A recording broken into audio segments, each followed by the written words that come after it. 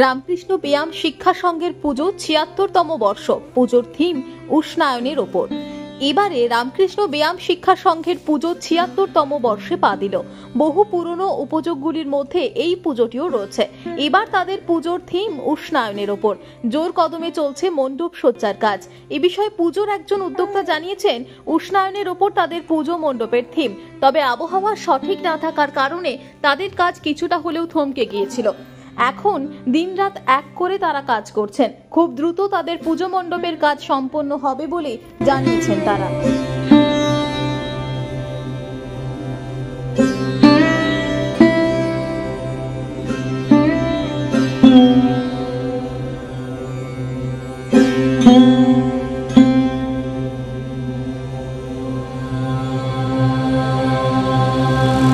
এবার আপনাদের পুজোর থিম কি রয়েছে? এই বছরে আমাদের পুজোর থিম রয়েছে বিশ্ব উষ্ণায়ন নিয়ে, এবং তার জন্য দেখবেন আপনি যদি প্যান্ডেলের ভেতরে যান যে একটি গাছ এবং তার উপরে একটি ভূমিষ্ঠ শিশুর প্রতিকৃতি লাগানো রয়েছে। কতদিন ধরে চলছে আপনাদের কাজ? আমাদের কাজ প্রায় 1 মাসখানেক ধরে চলছে।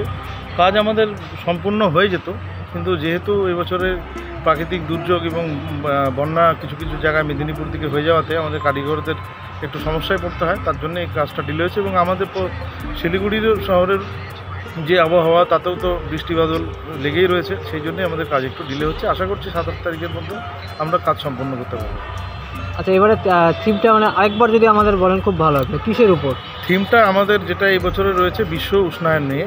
যে আমাদের যেভাবে গরম বেড়ে যাচ্ছে এবং যেভাবে বৃক্ষ ছেদন হচ্ছে, সেই বৃক্ষ ছেদন করতে গিয়ে যে গরম বেড়ে যাচ্ছে এবং তাতে যে আমাদের শহরের উষ্ণায়ন বেড়ে যাচ্ছে, এবং সেই উষ্ণায়নকে যদি আমরা ঠিক রাখতে হয় তাহলে আমাদের বৃক্ষরোপণটা খুব জরুরি, এবং তাতে নগরবাসীরও এটি